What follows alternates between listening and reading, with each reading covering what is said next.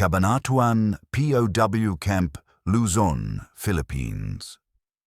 December 12, 1944. The air hung thick with the weight of suffering.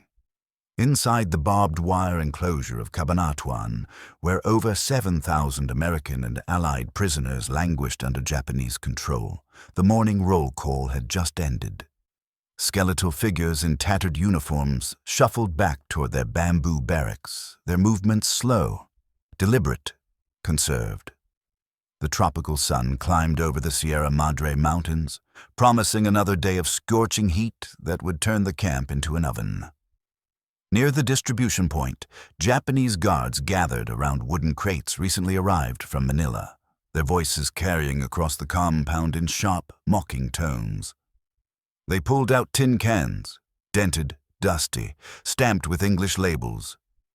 Spam, corned beef, powdered milk, canned peaches.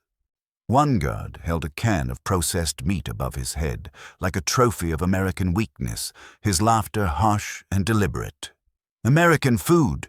he shouted in broken English, his words dripping with contempt. "Pig food! Your country feeds you garbage!" The other guards joined in, their ridicule echoing off the guard towers. But among the prisoners watching from a distance, men like Captain Robert Hoffman stood silent, their hollow eyes fixed not on the mockery, but on those precious cans. They knew something the guards did not. They understood a truth that would transform laughter into ash. To understand this moment, one must travel backward through the currents of war to the spring of 1942, when the Pacific burned with Japanese conquest. Following the devastating attack on Pearl Harbor on December 7, 1941, Imperial Japanese forces swept across the Pacific like a tsunami of steel and fire. Within months, they had seized Hong Kong, Singapore, the Dutch East Indies, and the Philippines. On April 9, 1942, after months of desperate resistance on the Bataan Peninsula, nearly 76,000 American and Filipino troops surrendered to Japanese forces, the largest surrender in American military history. What followed became known as the Bataan Death March, a brutal 65-mile forced march where prisoners were beaten, bayoneted, and left to die under the merciless sun. Those who survived were distributed across POW camps throughout the Philippines, with Cabanatuan becoming the largest and most notorious. By late 1942, nearly 8,000 prisoners were crammed into a facility designed for half that number. Disease ravaged the camps, and malaria, dysentery, beriberi. Without adequate food or medicine, men died at a rate of 30 to 50 per day during the worst periods. The Japanese provided minimal rations, a small portion of rice, often contaminated, sometimes supplemented with scraps of vegetable or fish so rotten it turned the stomach. Prisoners survived on approximately 500 to 700 calories per day, less than a third of what a man needs to sustain basic bodily functions. They withered. They watched their own bodies consume themselves. Muscle turned to memory. Bones pressed against skin like prison bars made of flesh. But across the vast Pacific, another story was unfolding, one that would ultimately deliver both salvation and bitter irony to these camps. In the deep waters between Japan and its conquered territories, American submarines were waging the most successful naval campaign in modern warfare. The submarine force of the United States Navy, comprising only about 2% of total naval personnel, would sink over 55% of all Japanese merchant shipping by war's end. More than 1,300 Japanese vessels, totaling nearly 5 million tons, sent to the ocean floor by silent hunters prowling beneath the waves. The lifelines of the Japanese Empire were being severed, one torpedo at a time. Fuel, rubber, iron ore, food. Everything the Japanese war machine needed to sustain itself had to cross water, and American submarines owned those waters. By 1943, the tonnage of supplies reaching Japan had been cut nearly in half. By 1944, the situation became catastrophic. The Japanese homeland, once confident in its imperial expansion, now faced acute shortages.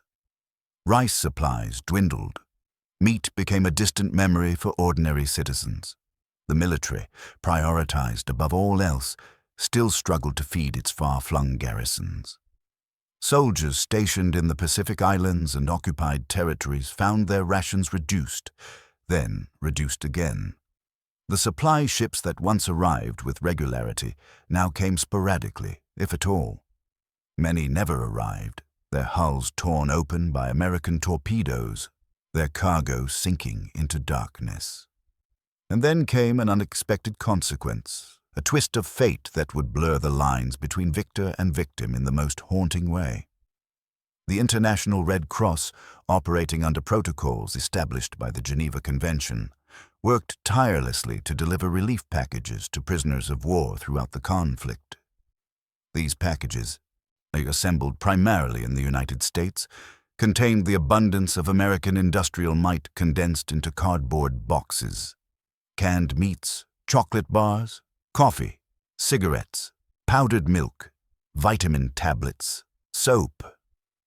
Each package represented not just sustenance, but a message from home, a reminder that somewhere beyond the wire and the suffering, the world still turned and America still produced, still thrived, still remembered its captured sons. Throughout 1942 and early 1943, few of these packages reached the POW camps in Japanese-controlled territory. The Japanese command, viewing prisoners with contempt and considering surrender the ultimate disgrace, showed little interest in facilitating relief efforts. But by late 1943, under increasing international pressure and the oversight of neutral Swiss diplomats, some packages began to trickle through. They arrived on the same supply ships that brought rations for Japanese troops, ships that ran the gauntlet of American submarines with decreasing success. By 1944, a dark mathematical reality had emerged. The Red Cross packages intended for American prisoners were arriving more consistently than Japanese military supplies. The same submarines that were starving the Japanese Empire were inadvertently protecting the relief shipments by forcing the Japanese to use circuitous routes and smaller, less valuable vessels for Red Cross cargo. In the camps, the arrival of these packages transformed existence from mere survival to something approaching hope. Men who had been subsisting on wormy rice and brackish water suddenly held cans of Spam in their trembling hands. The processed meat, and so often mocked in peacetime America as bland and uninspiring, became more valuable than gold. A single can contain protein, fat, calories, the building blocks of survival. Prisoners divided single cans among 5 or 6 men, savoring each tiny portion, making it last for days. They supplemented their meager Japanese rations with these American goods, and the death rate began to drop. Men began to regain small amounts of weight, enough to stave off the complete shutdown of their bodies.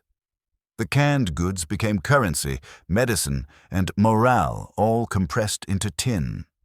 But for the Japanese guards, these packages represented something else entirely, a mirror held up to their own deteriorating condition. By December 1944, the average Japanese soldier in the Philippines was himself malnourished. The supply situation had become so dire that frontline troops were being issued reduced rations. Garrison troops, like those guarding POW camps, often received even less. They ate the same contaminated rice they gave to prisoners. They went to bed hungry. They watched their own strength fade. And then they watched American prisoners receive packages from home filled with food they themselves had not tasted in months. The mockery began as a defense mechanism, a way to reconcile the unbearable cognitive dissonance. How could the defeated be better fed than the victors? How could prisoners receive luxuries while their captors went without? The guards laughed at the canned meat, calling it dog food, calling it American weakness.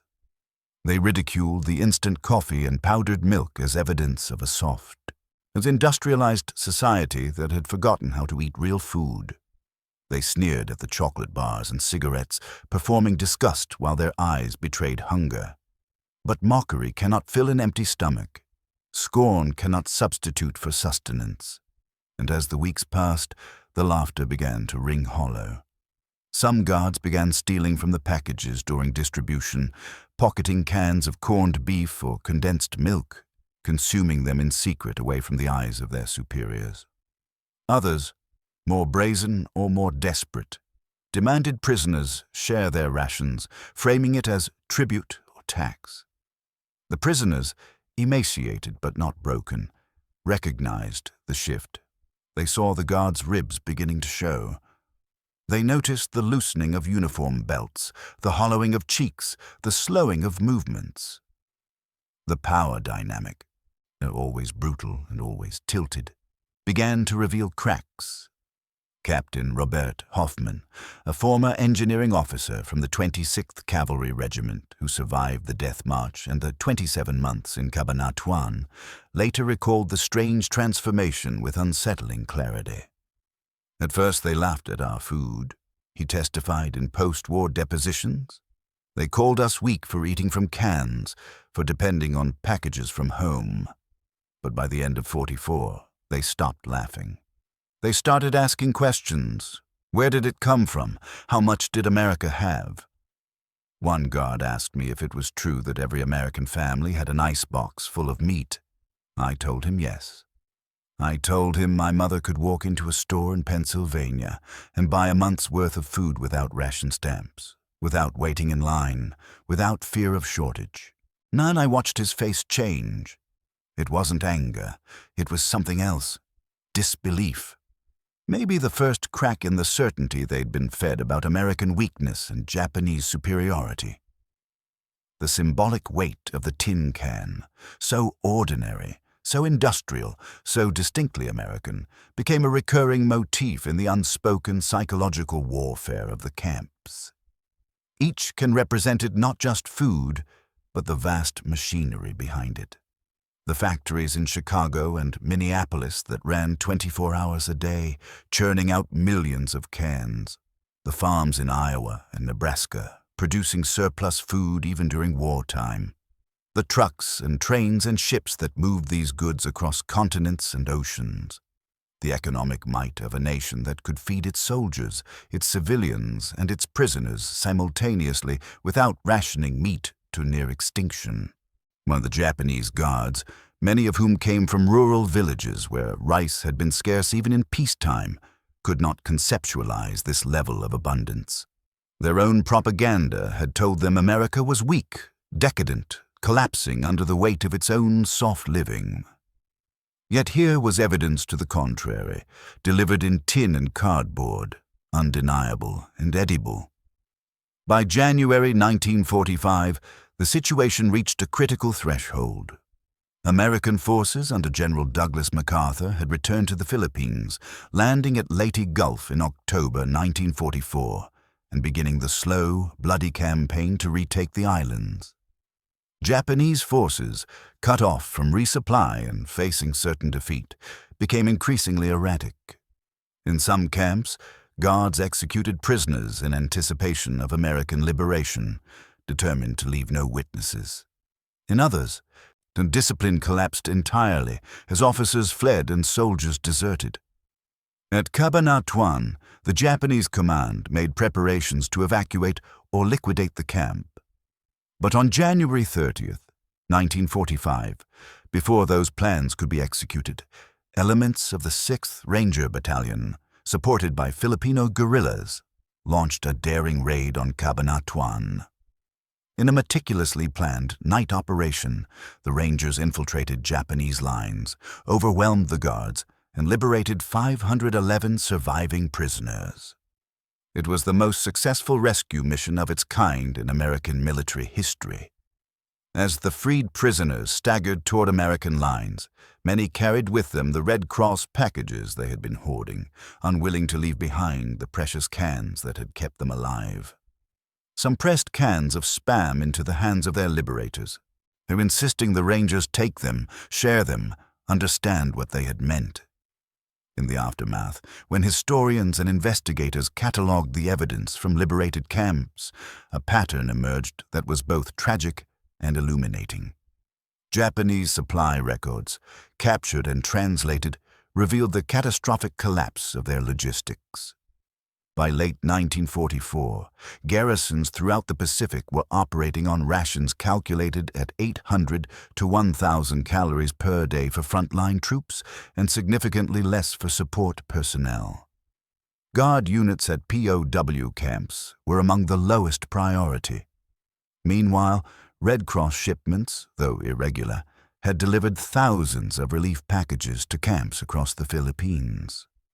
The official records showed deliveries in September, November, and in December of 1944, packages containing an average of 1,500 calories worth of food intended to supplement the prisoners' diet. In practical terms, during the final months of 1944, American POWs at Cabanatuan had access to more total calories than their Japanese guards.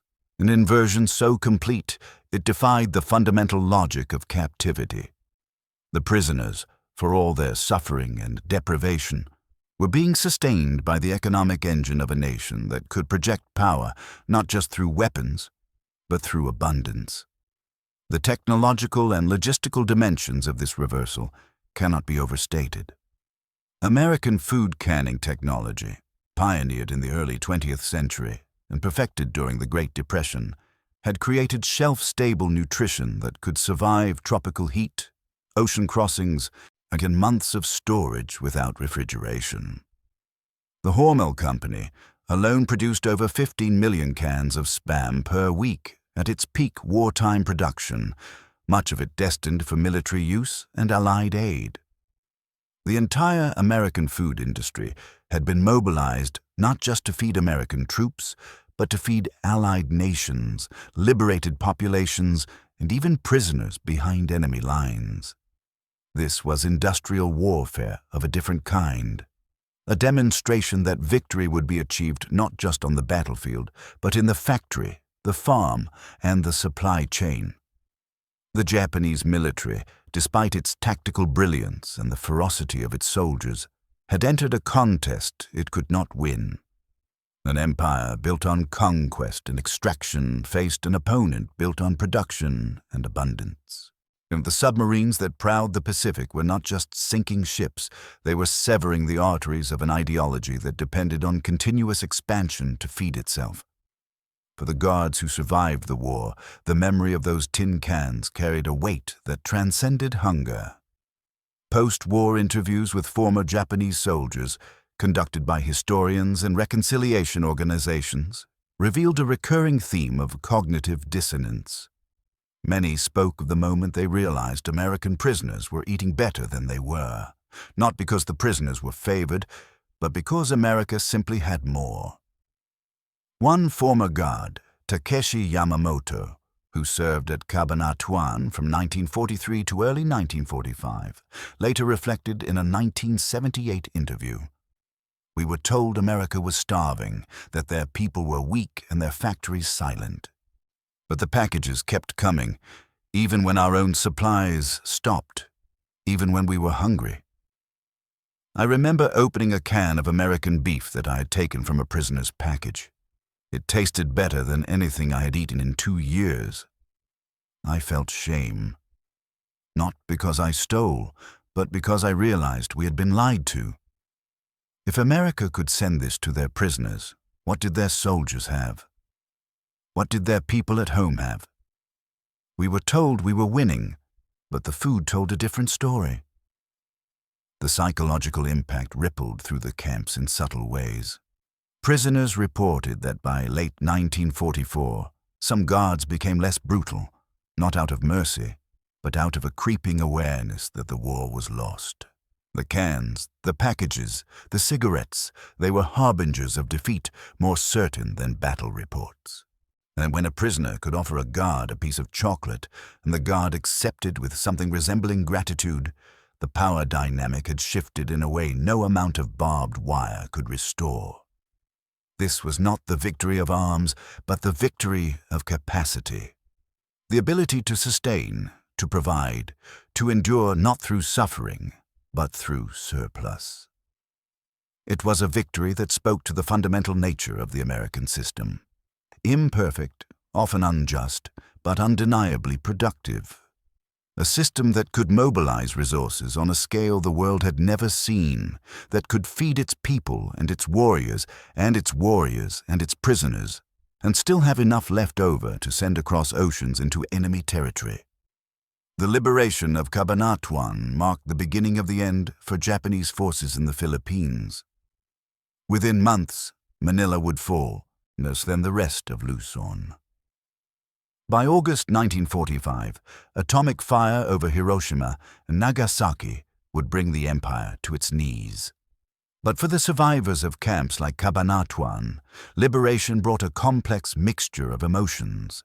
Joy, certainly, relief, but also a haunting awareness of what they had endured and what it had cost. Many struggled to speak about their experiences for decades.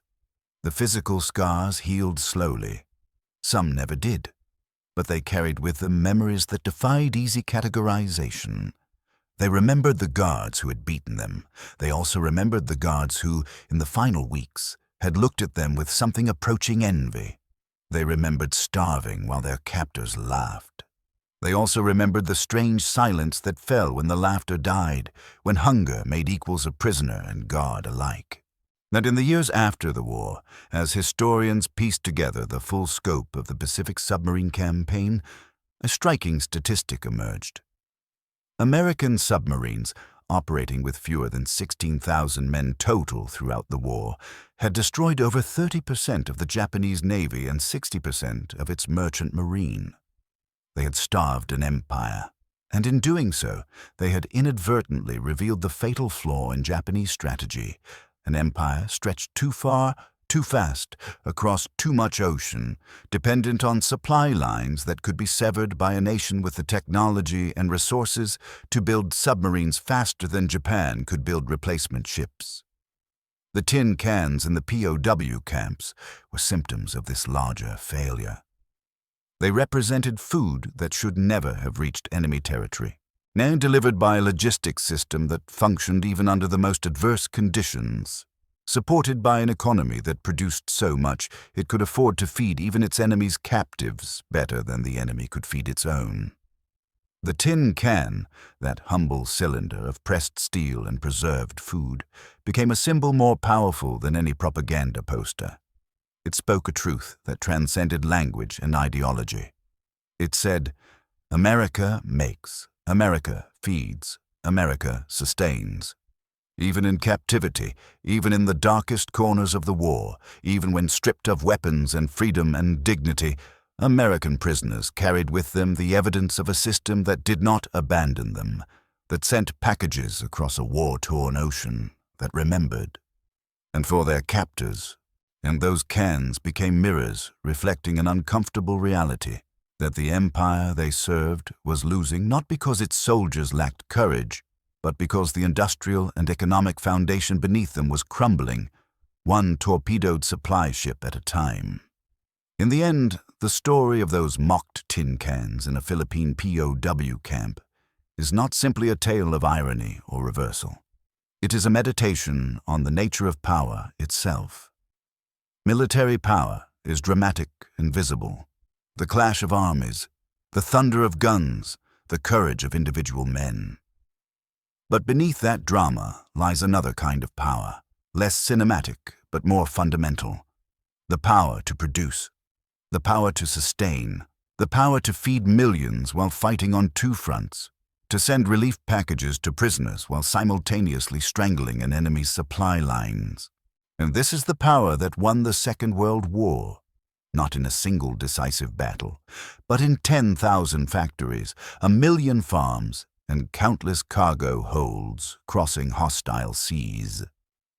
The Japanese guards at Cabanatuan learned this lesson too late, when their laughter turned to silence, when their mockery dissolved before the simple, undeniable reality of an empty stomach confronted by abundance.